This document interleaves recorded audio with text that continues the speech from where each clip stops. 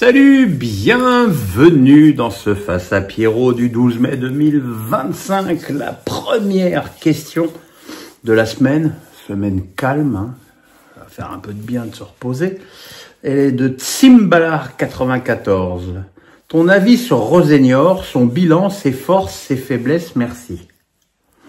Bah écoute, Rosenior, il est arrivé à Strasbourg dans des conditions quand même difficiles, 15 jours avant la reprise du championnat, après des matchs amicaux désastreux. Dès le premier match amical perdu, on a vu quand même qu'il essayait de mettre quelque chose en place. Et puis la mayonnaise a mis un petit peu de temps à prendre, d'autant plus que le recrutement n'était pas terminé et que le recrutement a été quand même copieux. Et puis il y a eu cette période incroyable de 12 matchs sans défaite qui s'est donc terminée à Angers ce week-end, qui montre que c'est un entraîneur qui a une vision du jeu qui parfois peut m'irriter un peu, parce que je trouve que ce redoublement de passes vers le gardien et d'absence de prise de risque est parfois nuisible, surtout quand l'équipe a des joueurs extrêmement spontanés sur les côtés comme Moreira et Bakwa, et je pense que parfois ce serait peut-être plus judicieux d'utiliser plus rapidement justement leur vitesse et leur spontanéité. Dans les défauts, je dirais qu'il a du mal à déroger à son équipe type. Et on l'a vu, et je pense que ça a coûté cher au Racing à Angers, parce que visiblement Sarr et Moreira n'étaient pas en état de jouer, et Sarr a été mystifié 2 fois par Le Paul, alors que d'habitude ça ne lui arrive pas, et Moreira était un peu erré comme une âme en peine sur le terrain.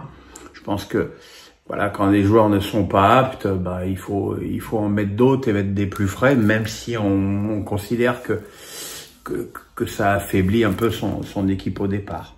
Max me dit: quelle serait pour vous la meilleure solution de diffusion de Ligue 1 l'année prochaine pour les spectateurs, les clubs, la mise en valeur de la Ligue, et quelle est la tendance à cette heure-ci? La tendance pour l'instant elle est floue, hein. On sait que DAZN s'arrête, que la Ligue va créer sa chaîne, mais on ne sait pas qui va distribuer la chaîne. Est-ce que ça va être de nouveau DAZN? Est-ce que ça va être beIN? Est-ce que ça va être un invité surprise? Est-ce que ça va être le retour de Canal? Voilà, moi, et très franchement, vous le savez aujourd'hui, j'ai aucun intérêt, encore moins un intérêt personnel à dire ça. Je pense que la meilleure solution, ce serait de confier la production et la gestion de la chaîne à Canal. D'abord parce que on aurait enfin le produit que la Ligue 1 mérite, loin des errances catastrophiques de DAZN depuis 1 an. Et puis on aurait une couverture de qualité.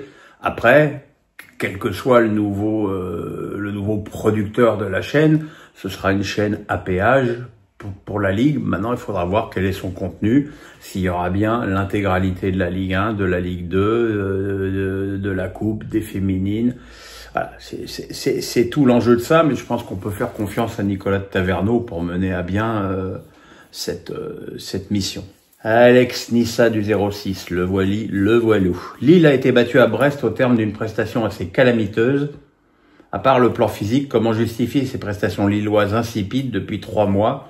As-tu l'impression que Genesio semble désabusé dans ses réactions d'après-match? Le décalage est tellement grand entre le Lille triomphant, euphorique et aussi, il est vrai, plein de réussite de la première partie de saison, et notamment des matchs de poule de Ligue des Champions, et le Lille extrêmement poussif qu'on voit depuis plusieurs semaines maintenant en Ligue 1. Alors probablement que la conséquence du deuxième phénomène vient du premier, et que je pense que c'est une équipe qui est à bout de souffle sur le plan physique, parce que même si très tôt Bruno a fait tourner, il y a des joueurs qui sont incontournables, et je pense effectivement que dans cette deuxième partie de saison, l'absence totale de Zegrova a été grandement préjudiciable au rendement offensif du LOSC. D'autant plus, encore une fois, que, je l'ai dit plusieurs fois et je le répète encore aujourd'hui, Jonathan David n'est pas pour moi un grand leader d'attaque, et je serais très très étonné et très curieux de voir dans quel club Jonathan David sera la saison prochaine, parce que, encore une fois, je pense que finalement, c'est un mec qui tire très bien des pénaltys, mais que c'est globalement un attaquant assez moyen. Alex Nice a du 0,6. Me dit, au-delà de l'avenir sombre de Lyon et du feuilleton de la situation financière, ça fera 6 années de suite que Lyon ne se qualifie pas pour la Ligue des Champions. Et c'est aberrant pour un club qui a le 3e budget de Ligue 1. Ça fait mal au foot français de voir l'OL comme ça. Oui, effectivement. Effectivement, tu as tout à fait raison. Maintenant, il faut voir quelles sont les conséquences financières de ces non-qualifications, mais quelles sont aussi les conséquences des finances dans la non-qualification de Lyon en Coupe d'Europe. Je pense que les problèmes financiers et les échecs sportifs, il y a une imbrication dans tout ça. Je pense aussi que cette année, Lyon avait largement, mais largement les moyens de finir dans les 4 premiers du championnat, et qu'il y a eu beaucoup d'événements qui ont fait que finalement cette saison est un échec. Il y a énormément de questions sur le sujet, donc je pense que j'aurai l'occasion d'y revenir dans ce Face à Pierrot. Mais c'est vrai que aujourd'hui la situation financière du club, malgré les pathétiques gesticulations de Textor pour nous expliquer qu'on est tous des cons et qu'il y a que lui qui a compris comment ça marchait, je pense qu'on n'est pas à l'abri d'une très très mauvaise surprise avec l'OL, à moins effectivement de dépecer l'équipe en vendant tous les bijoux de famille. Alex Penon me dit, les trophées UNFP ont rendu leur verdict. Si l'on sait que les trophées individuels ne t'intéressent guère, es-tu tout de même en accord avec les lauréats? Si tu avais dû voter, quels auraient été tes choix pour le meilleur joueur, gardien, espoir et entraîneur? Oui, effectivement. Je vais vous dire, j'ai découvert hier soir en sortant du spectacle où j'étais avec Mélissa et au resto qu'il y avait les trophées UNFP. C'est vous dire à quel point je m'en cogne. Pour moi, j'avoue que les 4 trophées sur lesquels tu m'interroges, c'est-à-dire les meilleurs joueurs, gardiens, espoirs et entraîneurs, je suis assez d'accord. Je pense que meilleur joueur, c'est Dembélé sans la moindre contestation. Gardien, ça peut être Chevalier ou Petrovic. Espoir, Doué, évidemment. Et entraîneur, Luis Enrique, évidemment. Donc je pense que à ce niveau-là, il n'y a pas de contestation. Et puis de toute façon, il n'y a pas à avoir de contestation, parce que tous les gens se sont dit c'est du et que les Parisiens, c'est les joueurs qui votent. Alors est-ce que les joueurs sont des bons votants? Mais bon, voilà. Alors quand c'est le Ballon d'Or et que c'est les journalistes qui votent, on critique. Quand c'est les joueurs qui votent on critique. Le problème, c'est que les gens ne voient que par le prisme de leur clubisme, c'est-à-dire que les Marseillais voudraient absolument qu'il y ait Rouly, Rabiot et Greenwood dans l'équipe type. Les Lillois veulent absolument qu'il y ait Chevalier, les Lyonnais veulent absolument qu'il y ait Tolisso et Cherki. Et bon, c'est pas très constructif, quoi. Yvous me dit, tu as parlé d'une méga dépendance à Strasbourg. Est-ce que le système de jeu prôné par le coach qui crée cette dépendance, ou est-ce le talent du joueur? Par contre, c'est un problème que l'absence d'un joueur chamboule à ce point l'équilibre de l'équipe. Oui, évidemment.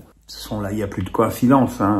Strasbourg a enregistré 4 défaites consécutives à la fin de l'automne. Les 4 matchs où Emega était absent. Emega ne joue pas à Angers et Strasbourg perd. Et Strasbourg perd à Angers. Angers a fait tout à fait le match qu'il fallait. Mais bon, les chiffres ne mentent pas. Strasbourg a eu 72% de possession de balle, a fait 3 fois plus de passes, a tiré 3 fois plus au but. Il est évident que l'absence de son avant-centre et de son point de fixation était très préjudiciable, d'autant plus que son remplaçant, Sékou Maraya ou rien, c'est à peu près la même chose. Et voilà, et je pense que c'est un axe de progression extrêmement important pour le Racing l'année prochaine, d'avoir ou un avant-centre aussi fort qu'Emega si Emega venait à quitter le club, ou d'avoir un autre avant-centre presque aussi fort qu'Emega si Emega venait à continuer l'aventure avec le club, chose qui n'est pour l'instant pas encore du tout décidée, malgré, encore une fois, les rumeurs incessantes qui courent sur le fait que Chelsea serait intéressé, ou d'autres clubs. C'est assez incroyable le nombre de fake news qui courent sur Strasbourg. Je sais bien qu'on ne prête qu'aux riches, mais bon, là, je sais pas, depuis le début de la saison, on doit en être à peu près à 25 joueurs prêtés par Chelsea à Strasbourg la saison prochaine, c'est ridicule. Alex Nice a du 06 me dit Nice a fait une prestation minable et ce n'est pas la seule sur les dernières saisons à Rennes en ne jouant pas comme une équipe voulant la C1, en voyant ses attitudes nonchalantes et ses prestations, comprends-tu le désamour du public niçois envers son équipe? C'est vrai qu'il y a quelque chose de très paradoxal avec cette équipe de Nice cette saison qui est à l'aube de la dernière journée de championnat l'équipe la mieux placée pour terminer à la 4e place du championnat et donc au tour préliminaire de Ligue des Champions.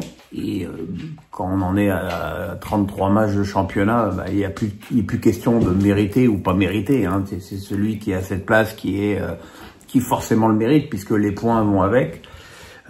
Après, c'est vrai que l'impression laissée par les Niçois, elle est pas belle parce qu'il y a beaucoup de matchs pas aboutis. Je veux dire, les 2 dernières victoires à l'Allianz Riviera, que ce soit contre Angers ou au Reims, sont plus que poussives. Il y a eu l'exploit au Parc, qui effectivement est le match qui change tout dans cette fin de saison.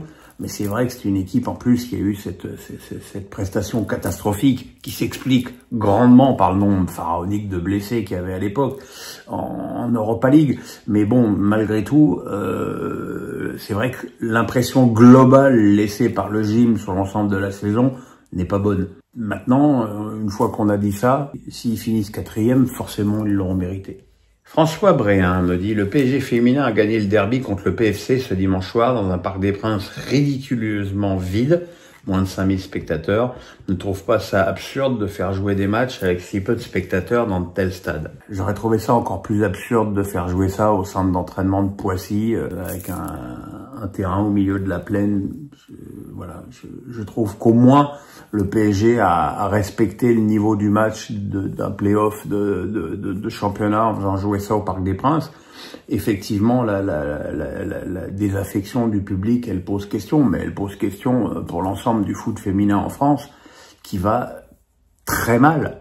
Alors c'est pas la seule chose qui va très mal en France aujourd'hui dans le football, mais le foot féminin et beaucoup d'équipes, même de Ligue 1, de D1, pardon, de féminines vont très mal, avec beaucoup de clubs qui s'interrogent au moment où il faut chercher des liquidités, si c'est pas en supprimant la section féminine qu'ils vont en trouver. Par rapport aux promesses, par rapport à l'après Coupe du Monde en France, où il y avait une sorte d'espoir, tout, voilà, ça va vraiment très très mal, quoi.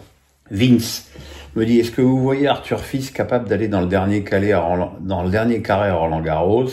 Est-ce que vous appréciez le jeu spectaculaire et le comportement de Moutet sur un terrain de tennis?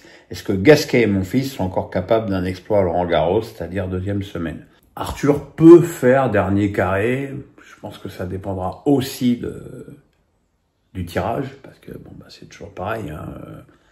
Je pense qu'il va être tête de série, allez, on va dire entre 12 et 14. Ça veut dire que tu vas croiser la route d'un des gros favoris, si tout va bien, en 8e de finale. Donc il faudra nécessairement faire un immense exploit. Il l'a dans sa raquette, hein. C'est un joueur qui a quand même vraiment beaucoup progressé, qui a beaucoup de punch des deux côtés. Je trouve qu'il doit encore progresser, notamment au service, et éviter ces sauts presque d'humeur, je dirais, plus que de concentration. Moutet, il me fait rire. Je trouve qu'il a cet immense avantage d'apporter quelque chose d'original dans sa façon de jouer au tennis, du fait de son petit gabarit aussi. Alors après, je me suis d'ailleurs un peu chopé avec lui sur Twitter.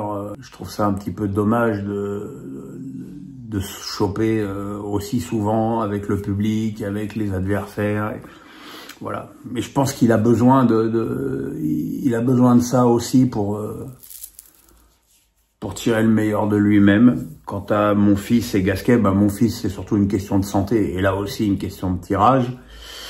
Gasquet, je trouverais déjà formidable s'il passait le premier tour.